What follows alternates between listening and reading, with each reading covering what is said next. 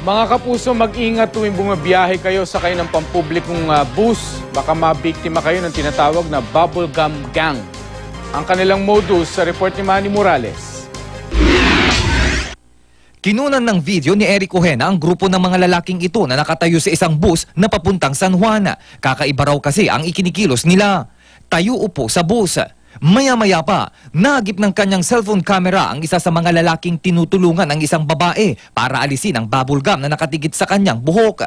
At nang huminto ang bus, bumaba agad ang naturang lalaki at ang isa pang lalaking nakaupo sa tabi ng babae. Maya-maya pa, sumigaw ang babae. Nawawala raw ang kanyang tablet at cellphone.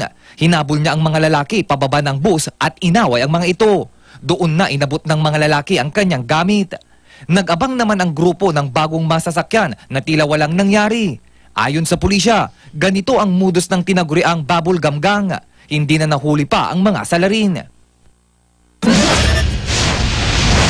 Natagpo ang patay ang isang babae sa loob ng paupahang kwarto sa barangay Pinyahan, Quezon City.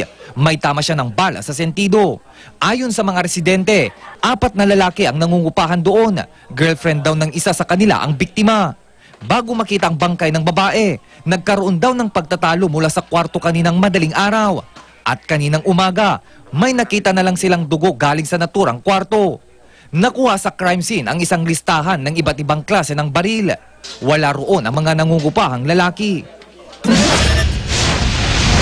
Arestado kagabi ang family driver na ito sa Mandaluyong City. Sospek siya sa pagtangay sa SUV ng kanyang amo at pagnanakaw sa mga gamit sa loob nito noong March 10. Nahuli ang sospek sa tulong ng tip ng isang barangay tanod.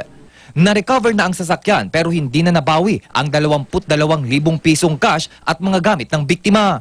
Inamin ng sospek ang krimen. Manny Morales, Nagbabalita, Pilipinas.